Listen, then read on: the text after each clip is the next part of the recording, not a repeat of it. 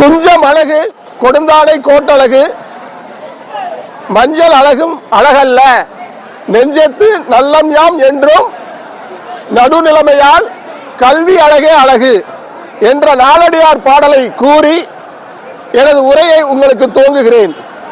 மதிப்பிற்குரிய தலைமை ஆசிரியர் அவர்களே, இருபால் ஆசிரிய நண்பர்களே, அன்பு மாணவிகளே, உங்கள் அனைவருக்கும் எனது காலை வணக்கம். அன்பு மாணவிகளே, நான் முதலில் பாடிய நாலடியார் பாடல் உங்களுக்கு தெரிந்திருக்கலாம். அது கூறுவது என்ன என்றால், குஞ்சம் அழகு என்றால் கூந்தல் அழகு என்று பொருள். மஞ்சள் அழகு இதையெல்லாம் பெண்கள் தான் அதிகமாக பராமரிக்கிறீர்கள், இதெல்லாம் அழகல்ல என்று நாலடியார் பாடல் சொல்கிறது. அப்ப பெண்களுக்கு என்னதான் அழகு என்று பார்த்தால், பெண்களுக்கு அழகு கல்வி ஒன்றே அழகு. நீங்கள் கற்கின்ற கல்வி மட்டும்தான் உங்களுக்கு அழகை தரும் என்று 2000 ஆண்டுகளுக்கு முன்பே நாலடியார் கூறியிருக்கிறது என்பதை நீங்கள் உணர்ந்து கொள்ள வேண்டும். சுவர் இருந்தால்தான் சித்திரம் வரைய முடியும் என்பார்கள். சுவர் இல்லாமல் சித்திரம் வரையவே முடியாது, இல்லையா? அப்படி உடல் நலம் நல்லாக இருந்தால் மட்டும்தான் உளநலம் நல்லாக இருக்க முடியும். உடலும் உள்ளமும் நல்லா இருந்தால் மட்டும்தான் நம்மளால நல்லா படிக்க முடியும். உடலும் உள்ளமும் நல்லா இருந்தால் மட்டும்தான் நம்மளால படிக்க முடியும். ஸோ அப்ப உடலை நன்றாக வைத்துக் கொள்வதற்கு என்ன செய்ய வேண்டும்? இன்றைக்கு 10 வயது பெண்கள் எல்லாமே, 10 பருவத்து பெண்கள் எல்லாமே கிட்டத்தட்ட 11 வயது, 12 வயது, 13 வயதிலேயே பூ பெய்து விடுகிறார்கள், இல்லையா? ஸோ காலையில் சாப்பிட்டு வர்றதில்லை. ஸோ சின்ன வயசுலேயே பூ பெய்துடுறாங்க. இங்கே வந்து சோர்வாக இருக்கிறீங்க, டயர்டாக இருக்கீங்க, சிறந்த முறையில் நீங்கள் அவங்களால படிக்க முடியலை, இல்லையா? ஸோ அப்போ நாம் என்ன பண்ணணும்? நல்ல ஆரோக்கியமான உணவு எடுத்துக்கொள்ள வேண்டும். நல்ல ஆரோக்கியமான உணவு எடுத்துக்கொள்ள வேண்டும். ஃபர்ஸ்ட். செகண்ட், அந்த menstruation problem and menstruation cycle, menstruation problem காலத்தில் வந்து நம்ம என்ன பண்ணிக்கணும்? நம்ம உடலை ஆரோக்கியமாக வச்சுக்கணும். நல்லா குளிக்கணும், சுகாதாரமாக இருக்கணும், கண்டிப்பாக சாப்பிடணும், கண்டிப்பாக இரும்பு சத்து அதிகமாக சேர்த்துக்கொள்ள வேண்டும், இல்லையா? அப்போதான் அந்த காம்பன்சேட் கிடைக்கும், உடல் ஹெல்த்தியாகவும் இருக்கும்.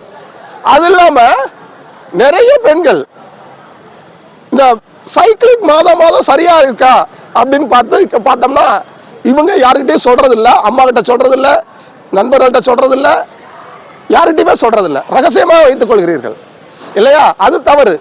நீங்கள் அதற்கு முறையான மருத்துவம் எடுத்துக்கொள்ள வேண்டும். அதற்கு நீங்கள் முறையான மருத்துவம் எடுத்துக்கொள்ள வேண்டும். அருகில் உள்ள ஆரம்ப சுகாதார நிலையம் அல்லது நமக்கு வந்து பெரிய கொடுப்பனை பக்கத்திலே ஹாஸ்பிட்டல், தலைமை மருத்துவமனை, இல்லையா?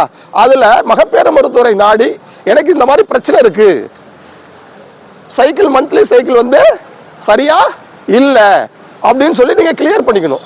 ஏன் சார் அப்படி பண்ணிக்கணும்? ஸோ கர்ப்பப்பையில வந்து நீர்க்கட்டி உருவாகிறது. இது பின்னாளில் உனக்கு பிரச்சனையை தரும், பின்னாளில் உனக்கு பிரச்சனையை தரும், சரியா? ஸோ அதனால உங்கள் உடலை ஆரோக்கியமாக வைத்துக்கொண்டு மிகச்சிறந்த கல்வியை பெற வேண்டும், சரியா? இன்னொரு விஷயம், தேர்வு காலங்களில் இன்னொன்று என்னன்னு சொல்லணும்னா, எப்பவுமே நீங்க இந்த பேட் யூஸ் பண்ணும்போது உங்க பேக்ல ஒரு பேட் ரிசர்வ் வச்சுக்கோங்க. ஸோ காலைல 6-7 மணிக்கு 8 மணிக்கு கிளம்புறீங்க, ஈவினிங் 5 o'clock போறீங்க, இந்த பேட் வந்து தாங்குமான்னு பாருங்க. செகண்ட், எப்பயுமே ரிசர்வ். ஸ்கூலுக்கு வந்துட்டு எனக்கு இந்த மாதிரி ஆயிடுச்சு, உடனே டீச்சர்ஸ்ட சொல்லலாம், யார்கிட்டயாவது சொல்லி நீங்க பக்கத்துல கடையா ஷாப்பிங்ல வாங்கி கொடுக்கலாம். நான் அதுக்கு ஒரு நல்ல உதாரணம் கொடுக்குறேன். ஒரு 10-12 வருஷத்துக்கு முன்னாடி ஒரு புகழ்பெற்ற கல்வி நிறுவனம், நான் பெயர் சொல்ல விரும்பல, நான் வந்து அடிஷனல் டிபார்ட்மெண்ட் ஆஃபீஸர். ஒரு பொண்ணு பாத்ரூம் போறான்னு சொல்லி போயிடுச்சு. அந்த ஸ்டாஃப் நம்ம ஸ்கூல்ல வேலை பார்த்த வாசகி டீச்சர் தான் இருந்தாங்க. அந்த ஹாலுடைய சூப்பர்வைசர் 10ஆம் வகுப்பு பரிசு எழுதின பொண்ணு. நான் உடனே சொன்னேன், அந்த பொண்ணு மென்சஸ் சைக்கிள் வந்திருக்கும், நீங்க போய் பாருங்க அப்படின்னா. போன உடனே எஸ் அப்படின்னாங்க. வந்து செக்யூரிட்டி கிட்ட வந்து பேடு வாங்கிட்டு சொல்லி நான் கொடுத்து அனுப்பிச்சுட்டேன். அதே போல 2 வருடத்துக்கு முன்பால் நம்ம தனபால் சார் உடற்கல்வி இயக்குனர், அந்த பொண்ணு வீட்டுல இருந்து சாப்பிடாம வரா, 10th பரிசு எழுதுற பொண்ணு. வந்தாலும் ஹாலில் ஒரு 2 மணி நேரம் கழிச்சு எனக்கு மயக்கமா வருது, நான் படுத்தே ஆகணும்னு சொல்லி அப்படியே திணறான். நான் படுக்க சொல்லிட்டேன், பெஞ்சு போட்டு பெஞ்சில் படுங்க அப்படின்னு சொல்லிட்டேன்.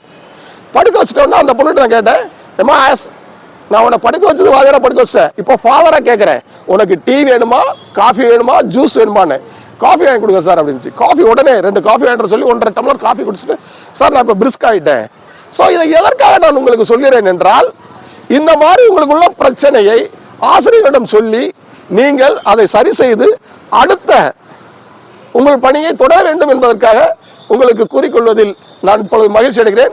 எனவே இதெல்லாம் நீங்கள் ஃபாலோ பண்ணிக்கங்க, டாக்டரை கன்சல்ட் பண்ணிக்கங்க, நல்ல உணவு எடுத்துக்கங்க, நல்லா படிங்க, நல்ல ரிசல்ட் கொடுங்க. இந்த வாய்ப்பளித்த தலைமை ஆசிரியருக்கும் வாய்மொழி கேட்ட உங்களுக்கும் ஆசிரியர்களுக்கும் எனது நன்றியை கூறி விடைபெறுகிறேன். நன்றி, வணக்கம்.